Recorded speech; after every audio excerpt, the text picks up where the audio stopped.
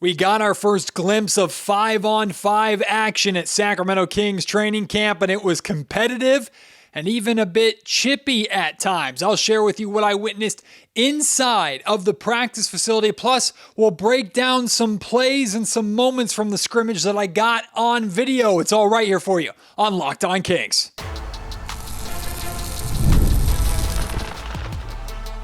You are Locked On Kings, your daily Sacramento Kings podcast, part of the Locked On Podcast Network, your team every day. And now, ladies and gentlemen, it is that time for another episode of Locked On Kings. Hello and welcome into Locked On Kings, your podcast hub for Sacramento Kings coverage all preseason and soon to be, of course, all regular season long. My name is Matt George. I have the privilege of being your host here. I'm a Sacramento sports anchor and reporter for ABC 10 News, and I'm not going to lie to you, the Sacramento Kings are starting to excite me a little bit. Now, don't think I've gone a complete 180 from the concerns and fears and frustrations with how this Sacramento Kings team is assembled. I still have massive question marks about how this team can come together and actually work in the incredibly difficult Western Conference. I don't believe after 3 days of training camp, even if vibes are high, that the Kings are all of a sudden vaulting into the top six and guaranteed playoff team in the West type conversation. The fears and concerns and frustrations that I spent months talking about over the course of the offseason, really since last December, those have not just disappeared because of 3 days of training camp. But I will tell you, vibes are very high at training camp. We've just been given, as media members, small glimpses. We're talking the last 5 to 10 minutes of practice each day. So, of course, we're not seeing everything going on. But from the limited glimpses that we've gotten at Doug Christie's team, and I emphasize Doug Christie's team because my major takeaway from the first 3 days of training camp has been we are seeing Doug Christie's identity being embraced and taking form on the floor by what these players are saying and getting a glimpse of 5-on-5 today, how these players are playing. It's really exciting. It's encouraging. It gets me excited to see what this team is going to look like less than a week from now when they open up their preseason against the Toronto Raptors inside the Golden One Center, what this team is going to look like 3 weeks from now when they're opening up their regular season in Phoenix. This season, very clearly, according to Scott Perry and Doug Christie, it's all about establishing the new culture here in Sacramento. And what I've seen from these first three days of training camp is that culture is being established. They're off to a fantastic start. We'll just see if they can continue that momentum, especially when they start to face some adversity in the form of other teams, many of which who are going to be better than them, I believe, when this regular season starts. But takeaways from training camp, we're going to dive into the plays, the top plays that I pulled from my the 5-on-5 scrimmages that I was able to capture. If you missed it, I posted both on social media at Matt George Sack on Twitter, and I posted to this YouTube channel about 5 minutes of just straight scrimmage action. Just what we saw is 5 straight minutes of that, and it's available for you to watch so you can see exactly what I saw and captured when I arrived inside of the practice facility today. And some of the things that I noticed that I'm not going to talk about when I'm breaking down these plays are I got my wish in the form of Maxime Reynaud being the backup center, at least in this scrimmage, and having to guard Domantas Sabonis. I was really pleased to see Maxime being in attack mode. We got to look at what we believe the second unit might be, or at least the 4 main pieces of the second unit, which included both Maxime Reynaud and Nick Clifford, the 2 rookies. Malik Monk was running the point for the second unit, Keon Ellis right next to him at that 2 spot. And then the 4 was a little bit up for grabs. Dario Saric got some time at the 4. Daquan Plowden got some time at the 4, had some decent moments too, which we're going to look at here in a second. Devin Carter then subbed in and took over some backup point guard responsibilities, giving Malik Monk a rest towards the end of the scrimmage. So just a few things that stood out to me. Another thing that stood out is things got a little bit chippy, and not in the way of like physicality or fighting or anything like that, but it's a clip I wish I could play for you, but there's a lot of profanity in it. Malik Monk and Dennis Schroeder going at each other. And Schroeder reaches in, tries to take the ball away from Monk. It's called a foul. Schroeder disagrees with the call, lets the official hear it. Malik Monk then goes at Schroeder, saying it absolutely was a foul, and the two of them going back and forth. It's chippiness. It's competitiveness that you want to see, and competitiveness is such a major theme of this podcast. Doug Christie talks about, like, if we can't be competitive and physical and aggressive and go at our teammates, how the heck can we be expected to be aggressive and go at our opponents, right? So Doug is trying to build that environment of fierce competition that ultimately makes everybody better. Uses the term iron sharpens iron a lot. But let's dive into to 5 of these plays that I cut out for you. And audio listeners, I'll do my best to describe everything that happened, but I highly encourage you to hop on over to the show on YouTube if you can, at least for this episode, so you can see the plays while I'm talking about them. The first one is, and these are in chronological order, by the way. These are in the order in which they happened, not in the order of importance. But we're actually going to start with a moment on defense. DeMar DeRozan gets the ball in arguably his favorite spot, his best spot on the floor, right? He's on the wing in the mid-range, clears out, back to the basket. He's got room to work. This is DeMar DeRozan territory. This is where he is at his absolute best. And guarding him is someone who is not necessarily known for their defense in Malik Monk. I guess you could call it a mismatch, considering Malik is playing the 1, DeRozan more of the 3, but they're both guards, so it's not a massive mismatch or anything like that.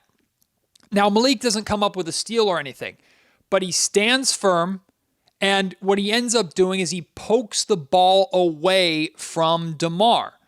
Now, DeMar recovers possession, but ultimately has to then, he's knocked out of his rhythm, knocked off his spot. He passes the ball out to Zach LaVine, who shoots a 3. It's short off the front of the rim. By the way, the Kings were missing a lot of shots in this scrimmage. I think it was because they were gassed. They looked tired. Their legs were probably tired after 3 days of rigorous training camp, including a lot of conditioning, a lot of pace. These guys are tired, but they're still playing through. They're fighting through. That's one of the things that Doug Christie is trying to emphasize, being the best conditioned team in the league.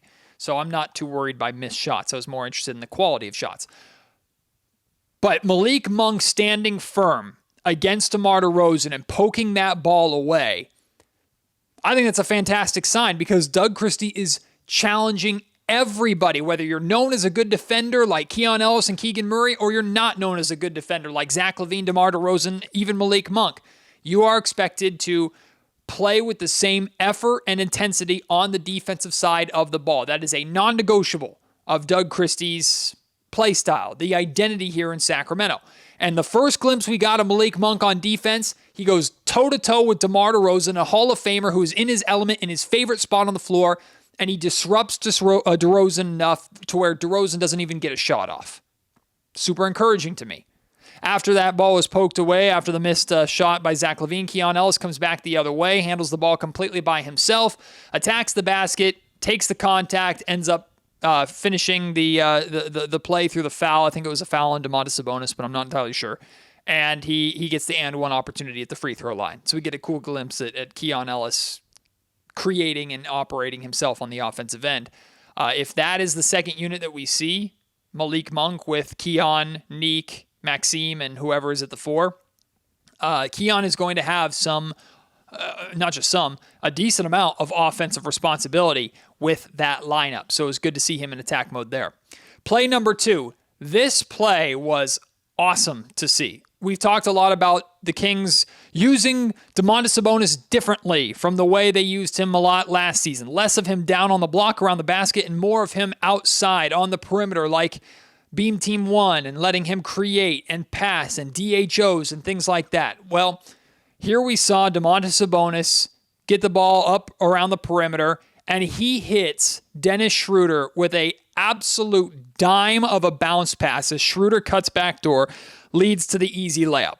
Just a dime of a pass by Domantas Sabonis. And many of us in the media section went, ooh, it was that kind of dime, and that showcasing the passing ability of Domantas Sabonis, giving us a glimpse of how, and we've seen this before for over the past few years of Domas being a King, but seeing him not just show off that passing ability and remind us how good he is as a playmaker, but to show an instant connection with new point guard Dennis Schroeder. That was really exciting to see. Play number 3, Zach LaVine working on the perimeter, gets the ball. Of course, Zach LaVine is going to be a heavy amount of the scoring, or have a heavy amount of the scoring responsibility for the Sacramento Kings. Initially, Devin Carter is on him. Well, he gets the ball, and Carter switches onto, I think it was Dennis Schroeder, and Nick Clifford has the responsibility of trying to guard Zach LaVine. Well, Nick got torched. LaVine blows right by him, goes away from the screen, actually goes the opposite side of the screen. Nick was leaning towards the screen, thinking that's what Zach LaVine was going to use. LaVine blows right by him, rises up for the tomahawk run, one-handed slam, showing that bounce that we know Zach LaVine has. Little welcome to the NBA type moment for the rookie, and we're going to talk about those two a little bit later on, because Zach LaVine has pretty much become the veteran for Nick. Zach apparently has taken Nick under his wing a little bit, but LaVine taught him a lesson there in that moment. Play number 4, DeMar DeRozan and Dennis Schroeder showing off some of the new chemistry that they are building together as wing and point guard. DeRozan, very similar to Zach LaVine, or excuse me, Domantas Sabonis on the perimeter, hits Schroeder, who's cutting hard to the basket, and he avoids the contact, avoids the shot blocker, and finishes with a nice, I think, a right-handed finger roll finish there at the rim. So good to see that connection between those two. And then finally, talk about guys, again, stepping up, who aren't known for defenders, but stepping up on the defensive end. Zach LaVine picks off Daquan Plowden's pass, gets his hand in the passing lane, tips it away, controls possession. Then he takes off on the fast break. Now, we had already seen LaVine throw one dunk down, thinking, okay, maybe here comes another one. But no, Daquan Plowden, young player trying to make the most of his opportunity, just had a bad turnover, sprints the entire length of the floor, comes flying in and absolutely swats Zach LaVine's layup attempt at the rim. A heck of a play, amazing effort play from Daquan Plowden. Those are the type of plays that you have to make if you're a player trying to break into the rotation or just break onto a roster in the NBA. So a really, really good recovery by Plowden after making that mistake. And what I am not showing you here is the next possession. Plowden actually scored on the offensive end for the reserves team. So good to see Plowden having some of that success and making the most of his opportunity in the scrimmage. But those are the 5 plays that really stood out to me from that scrimmage. Again, it was great to see the 5-on-5. The competitiveness was there. It made me really, really excited for next Wednesday, or this coming Wednesday's preseason game, where we get to see these guys actually be teammates. The one thing we haven't really been able to glimpse is what these lineups look like intermingled, right? It's been a lot of the starting unit versus the bench unit. So seeing how Doug intermingles them, how does Keon work with some of the starters? How does Schroeder work with some of the bench players? Malik Monk working with some of the starters? We'll get probably a glimpse of that either later on in training camp or at the very least against the Toronto Raptors next Wednesday. But coming up in the show, you're going to hear from Malik Monk, Nick Clifford, and Kings head coach Doug Christie. That's all coming for you here in just a second.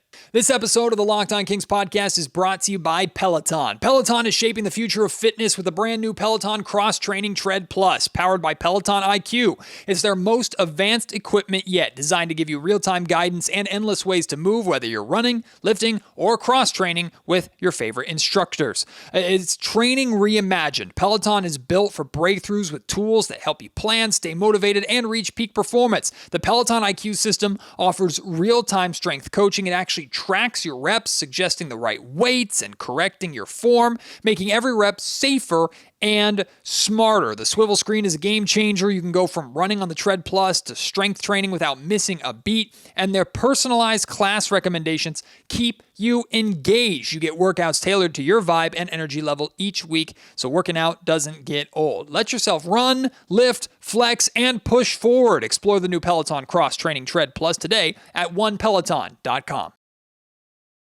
Why don't we hear from Malik Monk, who had a really big and noticeable day at training camp today? Oh yeah, it's always going to be great competition. I think we've been missing being in here. Everybody happy to be back. Everybody competing, everybody talking stuff. So it's a good environment. Is competitive nature there? Is it physical? Are you seeing any? Everything, all of it. That's what DC bringing. That's what he wants us to emphasize this year. Be more physical, go hit first, and we'll live with it. We saw you and Dennis chirping a little bit. That's a good thing, right? Yeah, hell yeah. Yeah, For sure. I chirp with everybody though, so you're probably gonna see more of that. He mentioned, one of them mentioned, Zach, I think it was yesterday, was talking about like guys who talk, and it's like, it doesn't end with you. Is it always been that part of your game to where you felt comfortable to be able to talk as much as you do? I mean, yeah. It's a fun game. I got to make it more fun. People try to take the fun away from it. So yeah, I just bring the fun with it. Talk a lot of stuff to everybody. Coach, Scott Perry, anybody, man. So yeah, it's just fun. Bringing the fun to the game. Notice you playing a lot with the rookies, Nick and Maxime. How are they keeping up, and how are you enjoying, I guess, captaining that second unit? Oh yeah, I love it. That's what you want to be when you're a vet. A group of young guys that listen and want to learn, and those guys are that. So I thank them for that. Is Keegan smiling more, and have you seen him take another step in his evolution of being able to be more of a playmaker? Yeah, definitely. He's smiling more, talking more, being more outgoing. So if you see that part of Keegan, I think the Kings in a good spot. Is there anything with this team or with this group that you think is going to surprise people, even as soon as Toronto next week? How fast we are, yeah. How much we get out. Yeah, I think that'll surprise a lot of people. Your play to your strengths. What do you think your strengths are on the offensive side of the ball with this team? Who, me? No, the team as a whole. Three-point shooting. Getting the defensive guard too. I mean, getting off. Oh shit, my bad. Offense, getting the defensive guard too, kicking it out, making the right plays, and just being fast. I think being fast is our strength right now that I've seen. Can I just say, before we dive into the things that Malik Monk said, I am so glad that this man is still on the Kings. We didn't know if he would be. And he went through a summer of being involved in trade rumor after trade rumor after trade rumor, and we don't know if Malik Monk fits the long-term plan for Scott Perry's Sacramento Kings going forward. But if Perry doesn't feel that right now, I hope Malik does enough this season to make him reconsider, because Malik is so essential to this Sacramento Kings team. The vibes he brings to training camp, you heard him say there, he talks a lot and jaws a lot and is the way he is because he wants to add fun to the game of basketball. That is a game. It is supposed to be fun. And he says some people like to take the fun away. He tries to bring it back. Now, he's super competitive as well. He gets serious when he needs to be, and he's not afraid to get chippy with his teammates or with anybody. That's who Malik's personality is. But the type of player that he is, the communicator that he is, the lively personality that he is relied upon in that locker room, relied upon in these practices to lighten the mood, to help work through things, right? Malik is essential to this team in so many ways. He's going to be back to that six-man role, or so it seems, coming off the bench, and we know he can be very effective in that sense. I already did a podcast on this, I think last week or earlier in the offseason, but Malik is extremely underappreciated based off of how this offseason went. He's undervalued based off of how this offseason went. And straight up, on the floor, off the floor, Malik Monk is just simply underrated. He's an underrated player. And I'm very happy that he's underrated here in Sacramento and not elsewhere. Because had he gone to the Warriors as part of a Kuminga deal or Detroit Pistons as part of a Schroeder sign and trade, he would have done good things. In Golden State, he would have done good things in Detroit. It's not his fault that the market is what it is, and the market may have saved the Sacramento Kings from making a mistake in getting rid of him. I'm very happy Malik Monk is a King. He is very much, as he laid out there, the captain of that second unit, right? He's going to have a lot of responsibility on his shoulders with that second unit, not only as the point guard, which is already an unnatural position for him, but if Nick Clifford is going to play in that second unit. If Maxime Reynaud is going to play in that second unit, Keon Ellis, who had a great year shooting the basketball, awesome catch and shoot three-point shooter, shooting over 40%, but working and developing his game as a creator, an offensive creator. Malik is going to have a lot of responsibility on his shoulders with that unit. He is the vet of that unit. So I see him embracing the challenge. I see him open to it. It's beyond important to the success of the Sacramento Kings team as a whole and their depth going forward this season. Really the captain of that second unit. And then you heard my question. I asked him there, like, what do you think is going to surprise some people when they play? When the Toronto Raptors play you next week, when the Suns, Jazz, and Lakers play you to open up the season, the first 3 games of the season, what about this Kings team is going to surprise people? And he just said just how fast we play. Right, how fast we are on both ends of the floor, how we like to get up and down. I'm excited about that. And I think Malik is really enjoying playing that way. It seems like the Kings as a whole, even if they're dog tired right now, I think they're all very excited to be playing that way. Let's hear from Nick Clifford, the rookie. Even though you are a rookie, hey, this is a wake-up call coming into the NBA, his first NBA training camp. And even if they like to play fast and get up and down the floor in college too, this is a whole new level of NBA conditioning. Nick Clifford talks about his learning from everybody, learning from DeRozan, learning from Zach LaVine, and just his first experience as an NBA player in an NBA training camp. Yeah, man, we just competing, man. We competing. We got our butt whooped a little bit today, so learning experience, but it was a lot of fun. We just trying to get better each and every day. But yeah, it definitely establishes that, I know I could play with these guys and just trying to get better every day. You shared that Zach is taking you under his wing a little bit, but there's so much from telling you. What are you learning from, I guess, defending him and playing against him? Yeah, I mean, all of the guys, honestly, I have really great vets around me, a lot of knowledgeable guys. But just the challenge of, learning his different moves, learning how he operates. He can score at all 3 levels, makes tough shots. So you gotta be able to continue staying focused throughout the course of the game. When he's hitting maybe some tough shots on you, you got to be hard-nosed, and your mindset has to be able to get over that play and continue to move on. So I've learned a lot of different things from all these different guys so far. Doug was complimenting your pick and roll game already being developed at this point. How comfortable do you feel with that, and how much you enjoy getting into that with Max and some of these other guys? Oh, yeah, no, it's something I've worked on a lot my whole life, just trying to make the right reads out of those pick and rolls, and when I do get the opportunities, trying to take care of the ball and make the right decisions. That's something I've tried to emphasize and got to continue to grow in. You played a lot with your back behind the basket and had great success during the summer. How much of a benefit is it having DeMar DeRozan as a teammate and in that locker room, helping that part of your game out? Yeah, no, it's huge, man. It's huge. I get to watch him work on that every day.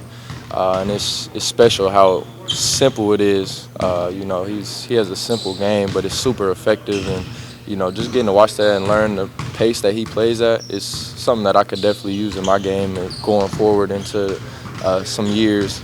But that's definitely a guy I get to learn a lot from. What's it like playing with Malik Monk leading that second unit? And how can he provide a spark plug to that second unit for you guys to kind of come together? Malik is huge for us. He's super talented. Obviously, he brings a great level of energy for us every day. Always has a smile on his face and has a great personality. That dude is hilarious, man. So it's been fun playing with him so far. You like the trash talking that he has? Oh, yeah, I love it. I love it, man. It feeds right into what I like. So he's a great addition to, being a part of that team, that second squad. Or you want to talk back a little bit? I'm usually on his team, so I ain't got to talk too much to him. I just get to talk with him. Nick is doing the right thing. He's being a sponge, period. Right? He's soaking up information, soaking up knowledge from everybody, learning from everybody. He's doing the exact right thing. That's absolutely what he is supposed to be doing. But I am very curious to see if Zach is his vet, if Zach is the guy that really talks to and takes Nick under his wing the most, what Nick learns from Zach, especially, of course, on the offensive end. But Nick is going to have a responsibility as a rookie to kind of be a Swiss Army knife. I think it's one of his biggest strengths, or hopefully will be one of his biggest strengths in the NBA, but it also comes with a kind of a lot of pressure, like being adaptable. Neek is going to hopefully be able to fit in with a bunch of different lineups at different times. He can be plugged in to the rotation right away as someone who is looked at maybe as a offensive option on the second unit. He is probably going to share the floor a lot of the times with one of Zach LaVine and DeMar DeRozan, if not both of them. He's expected to be ready to go on the defensive end while also hopefully bringing that shooting touch and scoring ability that he showed in Summer League. So that's not an easy role for anyone to play, let alone a rookie. But Neek is going to have opportunity here, and I'm excited to see him embrace that, and I'm excited to see him just learn from everybody. He talked about Malik Monk's lead, and you're actually going to hear in just a second, Doug Christie had some great things to say about both Kings rookies, but especially praised Neek's ability in the pick and roll. In fact, you'll hear from Kings head coach Doug Christie here in just a second. Before that, though, I want to let you know that today's episode of Locked On Kings is brought to you by FanDuel. The NFL season is here, and FanDuel has an offer that you do not want to miss. Right now, new customers can bet just $5 and get $300 in bonus bets if you win. That's right. You pick a bet, put down $5, and if you hit, you'll unlock $300 in bonus bets to use across the app. I love how FanDuel gives me so many different ways to play, right? If you get bored by playing the same way over and over again, or if you're a one-trick pony in how you bet, FanDuel caters to everything. You can build parlays, try player props, even follow the live games and betting lines while the games and action is happening right in front of you. It makes watching football even more exciting when you've got a little something riding on the action, whether you're a casual fan or you're a nerd that likes to dive deep into the stats, the numbers, and the analytics. FanDuel makes the game day experience so much better. So what are you waiting for? Visit FanDuel.com to download the FanDuel app today and get started. We wrap up this podcast after day 3 of Kings training camp with Sacramento Kings head coach Doug Christie. Lively practice out here. Is this what you're looking for? These guys to kind of get chippy with each other, to go at each other? Yeah, I mean, what we got to understand is if we're not willing to push each other and do that to each other, what makes you think you're going to be willing to do that to the opponent who you don't know? And, you know, like that iron sharpens iron, man. That we out here, we're not trying to play buddy ball with each other. We need to get after each other and make each other better. Were you happy with what you saw in the 5-on-5, specifically like learning how to play, not learning how to run plays, the read and react? Were you happy with what you saw?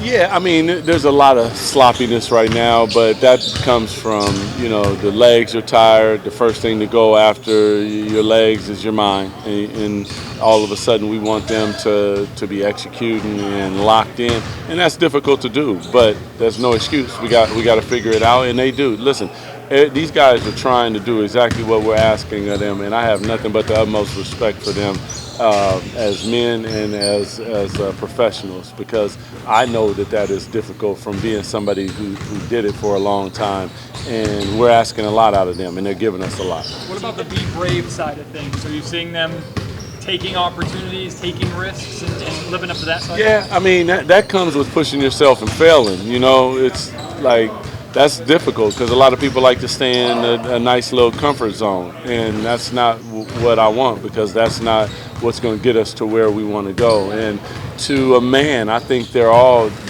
definitely trying to make sure that they're pushing themselves and they're pushing their teammates. Doug, you always hear play to your strengths. What do you think your strengths are on this team on the offensive side of the ball? You know what? Obviously, you have a big man that does a lot of different things. We have 40% shooters. In Keegan, Malik can shoot the ball at the high clip. Keon shoots the ball at a high clip. You got Zach LaVine. We got scorers at the same time. We got a closer in DeMar. Like, there are different areas to play into. Now it's about learning how to play without the dribble as much and making sure that the ball is hopping around. So, you know, strength-wise, obviously Domas is a big piece of that, because at the center position, his ability to do so many different things plays into that. And now we have a point guard. So when you have a legitimate point guard that understands how to run a team, how to dictate the pace, how to advance the ball, how to get the ball into the right people's hands, like that is a big strength of ours, and we want to play through Dennis and allow him to use his creativity. What have been your initial impressions of Neek and Maxime, how they kind of fit into the group? 3 days of camp. What have your initial impressions been? I think that they were fantastic draft picks. I think Max has a huge upside and incredible skill set. I think he'll get out on the court and he's going to earn his stripes and earn his minutes. There's a lot of difference, obviously, between college and the NBA, and you have to learn that. And the only way to do it, you do a little bit in training camp, but the only way to learn is when you're playing against people who don't really like you. So for Nick, I'm always impressed with him because there's so many different ways for him to contribute to the game and get himself into the game. He can score the ball, he can shoot the 3 ball, he can shoot mid-range, he can put the ball on the deck. His reads in the passing game when he's coming off pick and rolls, I think, are way more advanced than we would have probably even anticipated watching him out here with the reads and the roll and the low man and the help. So there's a lot of ways that he can affect the game, and defensively he's solid as well. Again, so much about what has me excited from this training camp, what's hooking me and getting me to buy in a little bit more than I was definitely feeling a week ago is simply Doug Christie, who I know Doug Christie to be, who I watched and idolized as Doug Christie, the basketball player, when he was the starting 3 for the Sacramento Kings during the glory years in the early 2000s, right? I'm seeing that Doug Christie shine through as a coach, and I'm seeing that Doug Christie shine through as how this training camp is being run and how these players are rallying behind the way that the Sacramento Kings want to play and this new Doug Christie-led identity. That's what has me excited. It all has to do with Doug. I'd be rooting for any head coach, no matter who it was, to succeed, of course, at the helm of the Sacramento Kings. But it does feel a little extra special, regardless of how I felt about Mike Brown.